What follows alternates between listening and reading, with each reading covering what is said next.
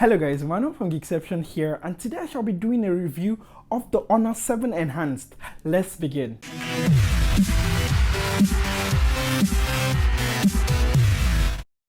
And welcome back guys. Now basically for people who know this channel, this is not my usual style of review because I usually do my 5-day review. But because this phone is not that new, it's like a rehash of a Honor 7.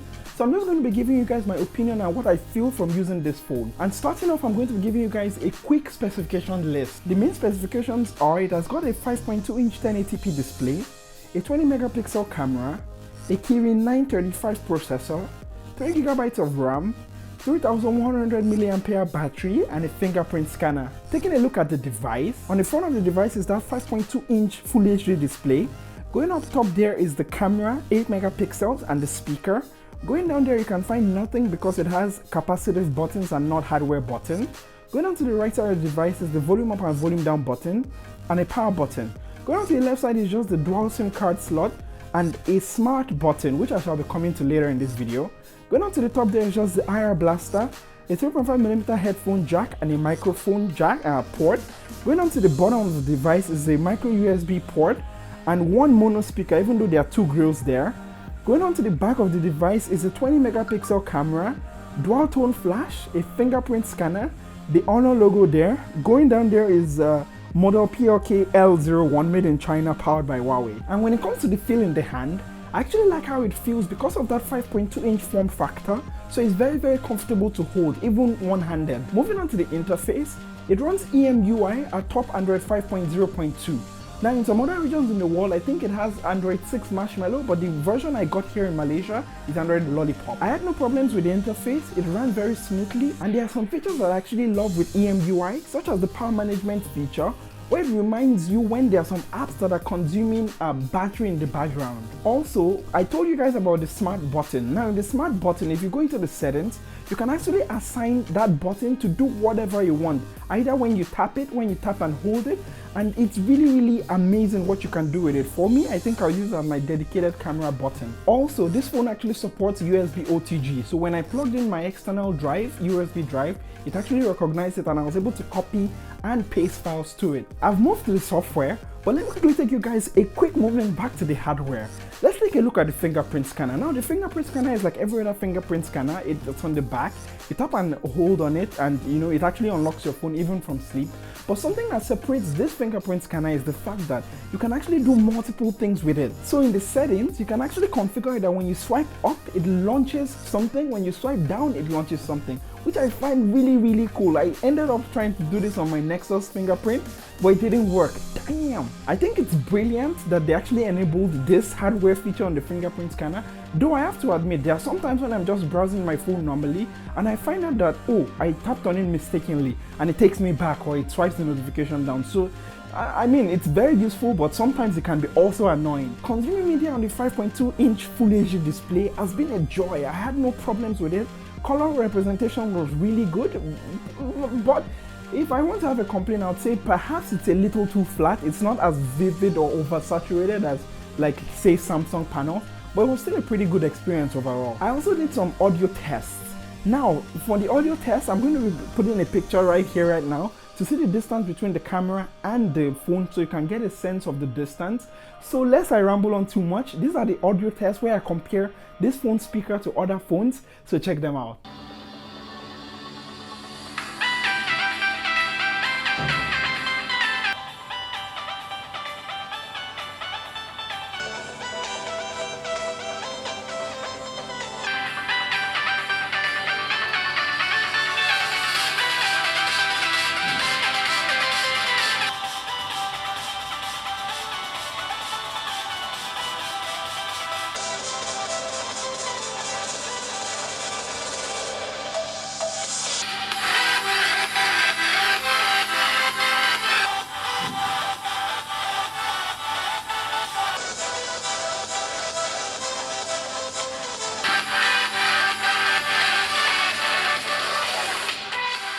And coming back from that audio test, you guys let me know in the description down there below which phone you felt was the loudest. Moving on to the camera, Opening it up and taking a photo was pretty fast. I had no problem with the shutter speed. Shutter speed was really good. And as usual, I have some tests for you guys, so why don't you check them out? Front camera test of the Honor 7 Enhanced. Now I'm just walking here, going from dark to bright, so that you guys can actually see how it manages to like balance the exposure from dark to bright. Now I'm basically just talking to the camera now, so you guys can kind of get the quality and projection of my voice. But that's basically been it for the front camera test of the Honor 7 Enhanced. And this is the back camera test of the Honor 7 Enhanced. Now those flowers there, I'm actually going to go there to see how quickly you can actually focus there, to tap it there. So this is basically a sample quality you can get when you're recording with the back camera of the Honor 7 Enhanced. So now I'm just walking, so you guys can actually see how it manages to like, you know, stabilize when you're walking. So let me just point to the sky there, see how it balances there, the exposure. Point down there, point up there. So this is just a sample for you guys for the camera test of the Honor 7 Enhanced. And coming back from that test, you guys definitely let me know what you feel of the camera quality when it comes to video. Now when it comes to photos, I'm going to be playing some photos right now, and when it comes to overall sharpness of the photo, it had no problem. It was really sharp, but something I had was the fact that some of the photos were a bit too dull, so when it comes to dynamic range, it's not the best. It takes okay photos, but not the best I've taken on a mobile phone. And moving on to performance, I had no problems when it came to opening and switching between apps.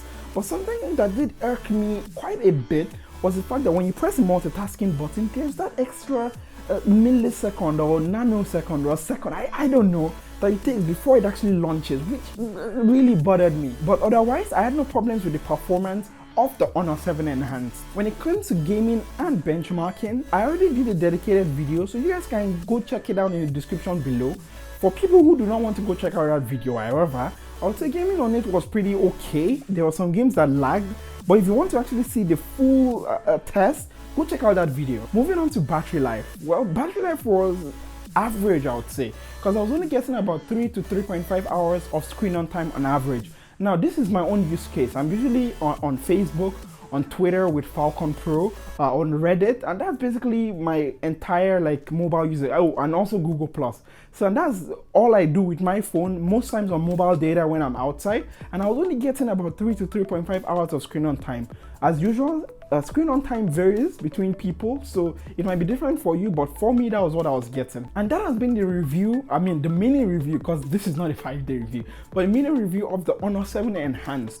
Now let me go over some pros and cons and tell you what I feel about the device. Now, starting with the pro, I would say it feels really good. The build quality is really nice. You know, it feels like I got a lot of compliments from people telling me like, oh, this is actually a very nice phone. So when it comes to build quality, nice. And the display, even though it was a bit undersaturated and not as vivid as other panels I've used, it was actually pretty good. The representation was good, and you know, like I said, it's not over vivid, so the colors you look are most times the true color. Another pro is the fingerprint scanner. That thing is really nice. It's fast.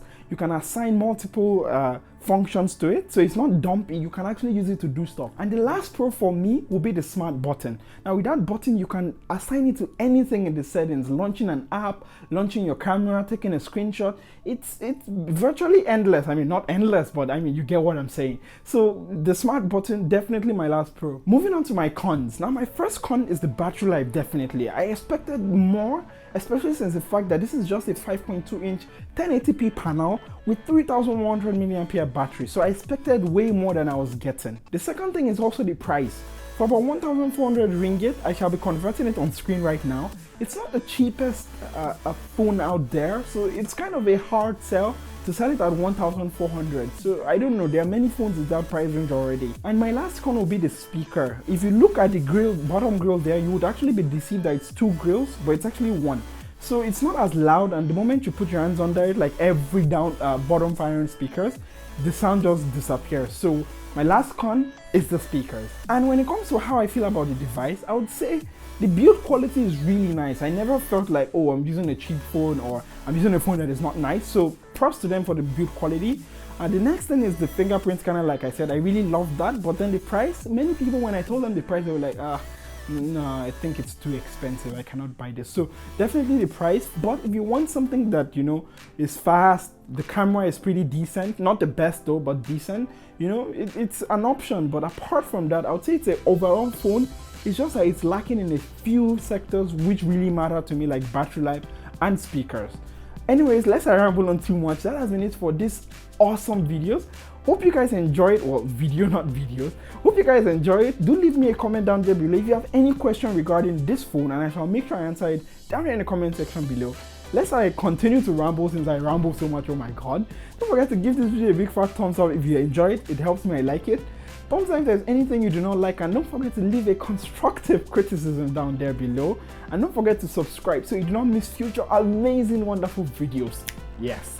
And I shall catch you guys next time. Don't forget to be awesome. Bye.